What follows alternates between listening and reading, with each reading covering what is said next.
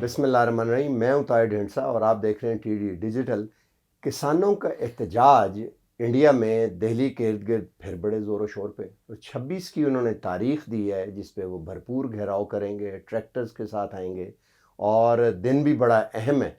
अब आगे क्या होने वाला है, और इसलिए भी बड़ा अहम है कि कश्मीर और पंजाब दोनों में जब अपराइजिंग शुरू हो जाए तो ये पेशन गोई है कि कश्मीर उस वक्त लिबरेट हो सकता है। दैट इज़ द टाइम कि जिस वक्त तमाम इंग्रेडिएंट्स पूरे होते हैं, और यही वजह है कि यूनियन गवर्नमेंट नेगोशिएशंस भी करना चाहती है।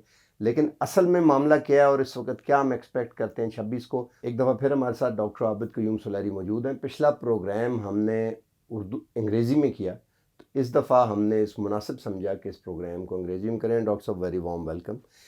मैं एक इंडियन चैनल देख रहा था और उसमें ये वो पंजाबी का एक बोला जाता है, वो जैसे बोलते हैं कि जनाब किसान जो हैं वो मछरे हुए हैं, किसान फुल मछरे हुए हैं। क्या हो रहा है वहाँ पे? देखिए, वहाँ पे ये अगर हम देखें तो 26 नवंबर को एजिटेशन जो है वो स्टार्ट हुआ था हाँ, दिल्ली के बॉर्डर्स पे। बिल्कुल। उसमें उससे पहले जो रियासत पंजाब और बाकी स्टेट्स थी वहाँ पे तो उससे पहले से स्टार्ट है, लेकिन सितंबर में जब ये 3 कंट्रोवर्शियल लॉज जो थे वो पास किए गए थे। लेकिन ये 26 नवंबर से तो अब 2 महीने होने को आ रहे हैं। इंडियन जो दिल्ली का आउटर बॉर्डर है वहाँ पे किसान मौजूद हैं और वो प्रोटेस्ट कर रहे हैं 3 चीज़ों पे। एक ये है कि वो अपनी अजनास जो हैं वो कहाँ पे बेचेंगे, जो वहाँ पे नया बिल आया है उसने उसमें चेंजेस ले आया है। दूसरा है उन अजनास की कीमत पे, और तीसरा और इम्पॉर्टेंट फैक्टर जो है वो ये है कि क्या प्राइवेट सेक्टर जो है वो उनसे अजनास लेके वो लंबे अरसे के लिए क्या ज़ख़ीरा कर लेगा, जिसकी वजह से उनकी बारगेनिंग पावर जो है वो कम हो जाएगी। इस पे अगर आप देखें तो जब से उन्होंने एहतजाज शुरू किया, पहले तो यूनियन गवर्नमेंट जो है वो बिल्कुल उसको किसी किस्म की कोई सुनवाई नहीं हो रही थी। उसके बाद इसमें तमाम रियासतें, काफ़ी सारी बाकी जो थी ज़रूरी रियासतें जहाँ पे वो भी शामिल हो गई, यहाँ तक कि उन रियासतों के किसान भी शामिल हो गए यहाँ पे कि बीजेपी की हुकूमत है। बिल्कुल साउथ में। मशरक़ी पंजाब जो है वहाँ पे तो है ही कांग्रेस की हुकूमत, तो वो भी शामिल हो गए। फिर ये हुआ कि जो यूनियन गवर्नमेंट है इंडिया की, जो फेडरल गवर्नमेंट, उन्होंने उस पर कोशिश की किसानों को पहले ताकत के साथ दबाने की। उसके बाद सुप्रीम कोर्ट ने एक्शन लिया। सुप्रीम कोर्ट में एक एप्लीकेशन फ़ाइल हुई, रिट पिटिशन। सुप्रीम कोर्ट ने एक 4 रुकनी बोर्ड जो है वो बना दिया, और साथ ही सुप्रीम कोर्ट ने ये भी कह दिया कि ये जो किसानों की तहरीक है इसको सुप्रीम कोर्ट डिसअलाउ नहीं कर सकती, क्योंकि ये एक पीसफुल मूवमेंट है। और उसके बाद से अब तक तकरीबन 10 जो राउंड्स हैं नेगोशिएशन के वो हो चुके हैं। उन 40 के करीब जो हैं किसान यूनियंस हैं उनके, और जो इंडियन वफाकी हुकूमत है उनके ज़िम्मेदारान के दरमियान। सुप्रीम कोर्ट का जो कमीशन था उसमें से चूँकि एक मेंबर ने रिज़ाइन कर दिया था 4 रुकनी कमीशन ने, उसमें एक नए मेंबर की तकर्री करके तो उस कमीशन को भी कहा गया है कि वो किसानों के साथ मिले। और अब किसानों ने जो नया अल्टीमेटम दिया है वो ये दिया है कि 26 जनवरी जो कि इंडिया का यौम जमहूरिया होता है, जिस दिन इंडिया का कॉन्स्टिट्यूशन जो था वो अप्रूव हुआ था, और इंडिया में उस पर परेड होती है यौम जमहूरिया की। तो उन्होंने कहा है कि जी हम दिल्ली के आउटर रिंग पे अपने ट्रैक्टर ट्रालीज़ के ज़रिए और ट्रैक्टर्स के ज़रिए एक रैली निकालेंगे। अब ज़ाहिर है कि इंडियन हुकूमत जो है उसके लिए ये एक सिक्योरिटी रिस्क है कि आप अगर इतनी लंबी चौड़ी उनकी वहाँ पे डिफेंस परेड है, यौम जमहूरिया का सेलिब्रेशन है, तो उसी फेडरल गवर्नमेंट जो कैपिटल है उसके गिर्द एक प्रोटेस्ट रैली निकल रही हो, तो उन्होंने दोबारा सुप्रीम कोर्ट से रजू किया और कोशिश की कि उसको कोर्ट ऑर्डर्स के ज़रिए रैली को रुकवाया जाए। लेकिन कोर्ट ने उस पर कोई एक्शन लेने से इनकार कर दिया, और कोर्ट ने कहा कि ये दिल्ली पुलिस और जो किसान तंजीमें हैं ये आपस में नेगोशिएशन करके इस मसले को हल करें। तो ये इस वक्त लेटेस्ट जो है वो चल रही है वहाँ। आप समझते हैं कि ये जो बीजेपी गवर्नमेंट कहा जाता है कि बीजेपी गवर्नमेंट को कॉरपोरेट इंडिया की फंडिंग थी बहुत ज़्यादा और सपोर्ट थी, जिसकी वजह से उन्होंने एक्सट्रीम राइट पॉलिसीज़ को आगे प्रोपेल किया और तेज़ी से चलाया। आप समझते हैं कि दूसरे टेन्योर में इस वक्त आके कॉरपोरेट इंडिया, वो जो था शाइनिंग इंडिया भी जिसे कहते थे, उसका फेलियर होना शुरू हो गया when it has come to agriculture?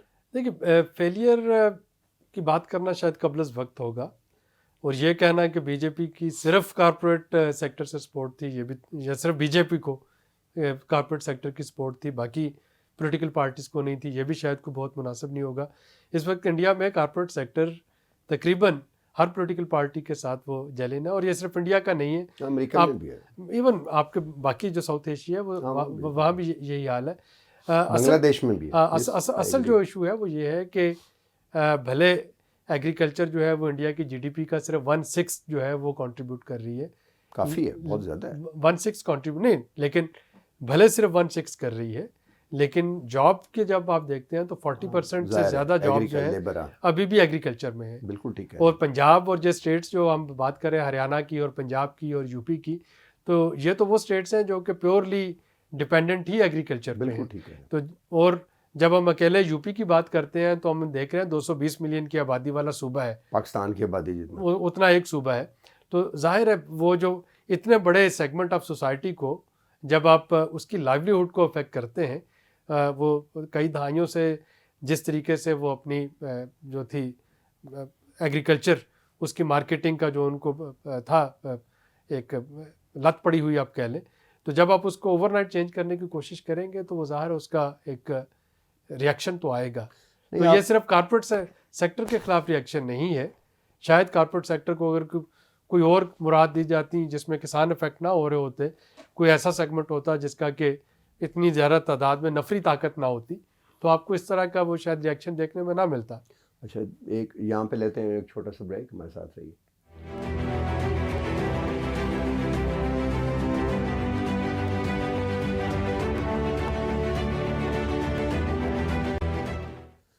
Welcome back. अच्छा, ये बताएं कि जब कोई नई इस्लाहात होती हैं किसी सेक्टर में, तो हुकूमत के पास जो कि टैक्स पेयर मनी को खर्चती है और लोगों की नुमाइंदगी करती है, उसके पास आम तौर पे टास्क ये होता है कि उस सेक्टर को इम्प्रूव किया जाए और आगे उसे बढ़ोतरी जिसे कहते हैं दीजिए और उसके फ़ायदे की पॉलिसी लाई जाए। लेकिन इसमें तो ये लगता है कि जैसे जो इंडस्ट्रियलाइजेशन है वो अंदर क्रीप इन हो रही है और जो लोग एग्रीकल्चर पे हैं उनकी रोटी छीन के किसी और को दी जा रही है। किसी हद तक ठीक है ये? देखिए तार थ्योरेटिकली स्पीकिंग देखिए उन इस्लाहात में है क्या, थोड़ा सा ज़रा वापस जाके देखिए। तो एक तो ये है कि पहले जो फार्मर था उसको आज़ादी थी, आज़ादी क्या कि उसके पास एक अशोर्ड प्राइस होती थी कि ये मिनिमम सपोर्ट प्राइस है जो उनकी मेजर फूड बास्केट है जिसमें ये गंदम भी शामिल है और चावल भी शामिल है।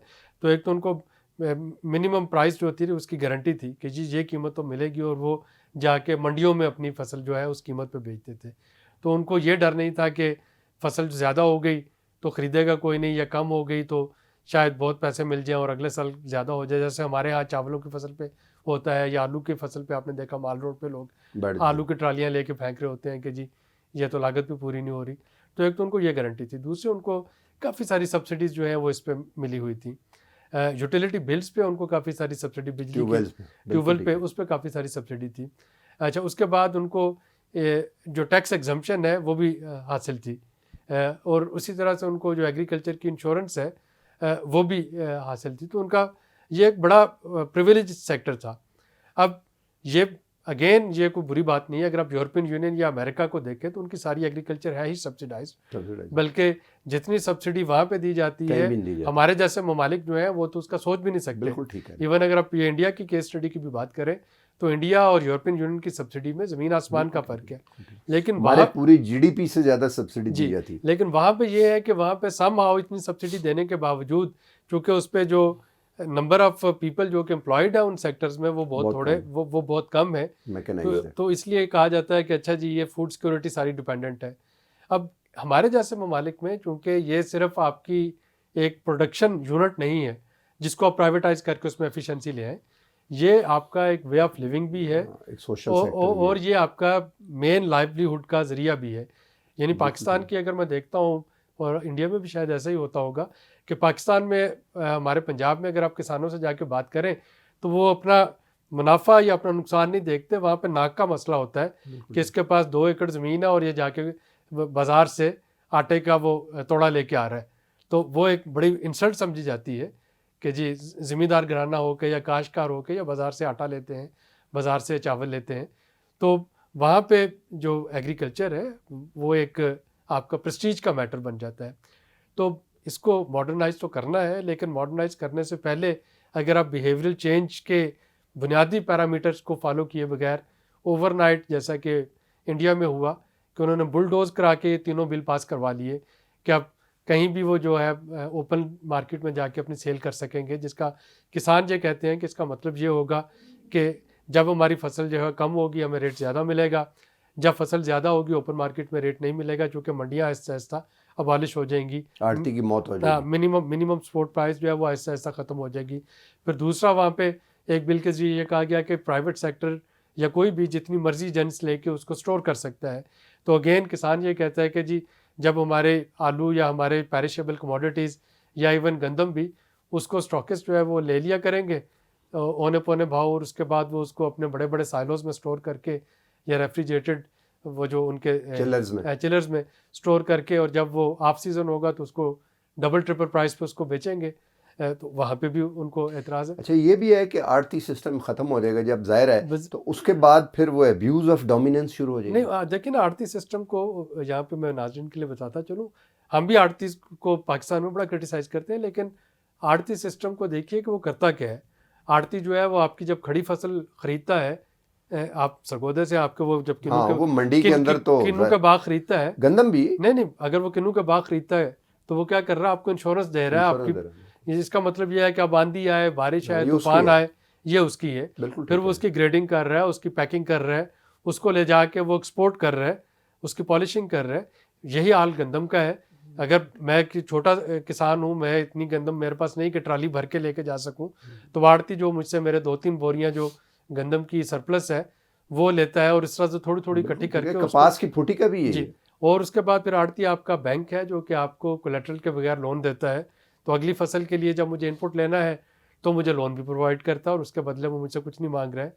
आड़ती जो है वो इसी तरीके के साथ मेरी जब ज़रूरत होती है मुझे सीड की या पेस्टिसाइड की, तो वो भी फ्राहम कर रहा है। तो आड़ती के इंस्टीट्यूशन को रेगुलेट करने की ज़रूरत है। आड़ती के इंस्टीट्यूशन को अबॉलिश करने की अगर हम अबॉलिश करके सब्स्टिट्यूट ना दें तो वही हाल होगा जो कि इस वक्त इंडियन फार्मर्स जो है वो कह रहे हैं। हालांकि आड़ती जो है पाकिस्तान में तो खैर बहुत एक्सप्लॉइट करते हैं, क्योंकि यहाँ पे आपका वो कमीशन फिक्स नहीं है।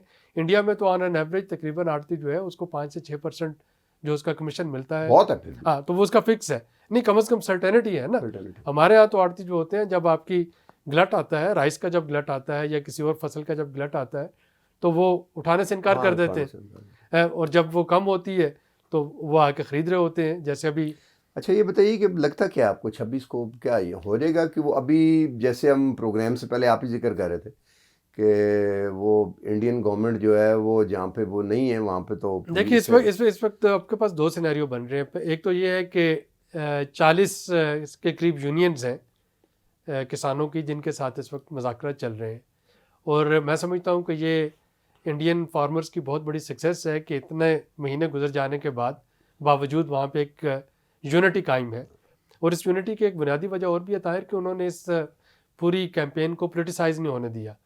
तो उन्होंने किसी भी पीसफुल भी रखा है नहीं, हाँ, और उन्होंने किसी भी सियासी पार्टी को वहाँ पे आने से मना कर दिया। तो उन्होंने कहा जी कि कोई पॉलिटिकल लीडर या पॉलिटिकल एक्टिविस्ट जो हैं वो वहाँ पे नहीं आएंगे, ये सिर्फ किसानों का इज्तिमा है। तो और यही वजह है कि वो बीजेपी लेड जो स्टेट्स हैं वहाँ पे भी कामयाब हो गए इस मूवमेंट को आगे लेके आने में। अब उनकी किसानों की 2 शिकायतें हैं। एक तो ये कि वो कहते हैं कि सारा कुछ रिपील हो, दूसरा वो कह रहे हैं कि इस वक्त जो नेशनल इन्वेस्टिगेशन एजेंसी है NIA, हमारी FIA की सब्स्टिट्यूट आप समझ लीजिए, तो वो कहते हैं कि जी उसके ज़रिए किसानों पे केसेस किए जा रहे हैं। तो जिन रियासतों पे तो बीजेपी की हुकूमत है वहाँ पे तो पुलिस कमिश्नर्स वो जो हैं वो कह रहे हैं जी वो केस कर रहे हैं। पंजाब में चूँकि कांग्रेस की हुकूमत है तो वो कह रहे हैं जी NIA जो है वो केसेस दायर कर रही है। तो एक तो कहते हैं कि इन तीनों लॉज को वापस लिया जाए, दूसरा वो कहते हैं कि इन केसेस को वापस लिया जाए। जो इस वक्त इंडियन हुकूमत फ्लेक्सिबिलिटी दिखा रही है वो ये कह रही है कि जी केसेस तो वापस लिए जा सकते हैं जो नए हुए हैं, लेकिन लॉस पे वो कहते हैं कि जी वापस नहीं होंगे, हम 1.5 से 2 साल के लिए इनकी जो इम्प्लीमेंटेशन है उसको डेफर कर देते हैं, और हम इस पर नेगोशिएशन जारी रखते हैं ताकि इसका कोई नतीजा निकल आए। अभी दोबारा उस पर राउंड्स ऑफ नेगोशिएशन होगी एंड लेट्स सी कि इस पे, यानी कि गवर्नमेंट ये कह रही है कि जो पॉलिसी है वो तो हम चेंज नहीं करेंगे, वो कहते हैं जी पॉलिसी नेगोशिएट कर लेते हैं, पॉलिसी इंप्लीमेंटेशन प्रोसीजर जो है उस पे नेगोशिएट वो कहते हैं जी या टाइमलाइन पे, वो कहते हैं जी नेगोशिएशन कर लेते हैं, आपके एतराज़ात सुन लेते हैं क्या है, उनको हम किस तरीके से श्योर करवा सकते हैं वो आपको बता देते हैं, और इसको 2 साल इम्प्लीमेंट नहीं करते, 1.5 से 2 साल, ताकि तो लेकिन और उन्होंने ये भी कहा है सुप्रीम कोर्ट में कि जी हम इस पर राइटिंग देने के लिए तैयार हैं कि हम इसको 1.5 से 2 साल इस पर अमल दरामद है वो नहीं करेंगे। तो अब देखना ये कि वॉर ऑफ नर्व्स है। जाहिर है एक जो 26 जनवरी के दिन की इम्पोर्टेंस है इंडिया के लिए, वो अपनी जगह पे है। पूरी दुनिया जो है इस वक्त देख रही है, ये दुनिया का इस वक्त सबसे बड़ा प्रोटेस्ट है अगेन, चूँकि हिस्ट्री इंडिया का। हाँ इस वक्त रिसेंट हिस्ट्री का, चूँकि अगर आप इंडिया की आबादी देखें 1.5 अरब की आबादी में अगर ये आपको कोई 2-4 करोड़ लोग भी बाहर निकले हुए हैं इस वक्त, तो ये बहुत बड़ा ह्यूज प्रोटेस्ट है। तो अब ये देखना है कि 26 जनवरी को क्या ये ट्रैक्टर रैली वहाँ पे होती है, पुरअमन रहती है, या हुकूमत उससे पहले कुछ लोग कुछ दो की बुनियाद पे इनको वापस भेजने में कामयाब होती है। तो चलें जी, let's hope, let's keep your fingers crossed, देखते हैं क्या होता है। और अभी बहुत सी चीज़ें हैं, मेरा ख्याल है इस पे एक और प्रोग्राम करना चाहिए किसान के ऊपर, ताकि इस पे एक अपडेट हम मज़ीद देने की कोशिश करेंगे इसके ऊपर। तो इसी के साथ प्रोग्राम का वक्त ख़त्म हुआ। इट्स वेरी इंटरेस्टिंग, क्योंकि फ्यूचर में, क्योंकि ज़ाहिर है एक ही सिस्टम से हमने इनहेरिट किया था, तो पाकिस्तान में भी मिलता जुलता आड़ती का सिस्टम है, और जो वहाँ पे होगा उसका कुछ ना कुछ इम्पेक्ट यहाँ पे भी होगा। पाकिस्तान की जो एग्रीकल्चर की मंडी हैं ये भी रेजोनेट होंगी, और पाकिस्तान में उससे ज़्यादा इम्पॉर्टेंट है ये, क्योंकि पाकिस्तान में तकरीबन 23-24% GDP का है, और लेबर भी शायद उससे बहुत ज़्यादा एम्प्लॉयड है। यहाँ 19% GDP इसमें 19% अब है, पहले 23% था, और शायद इसमें लेबर भी काफ़ी इन्वॉल्व है।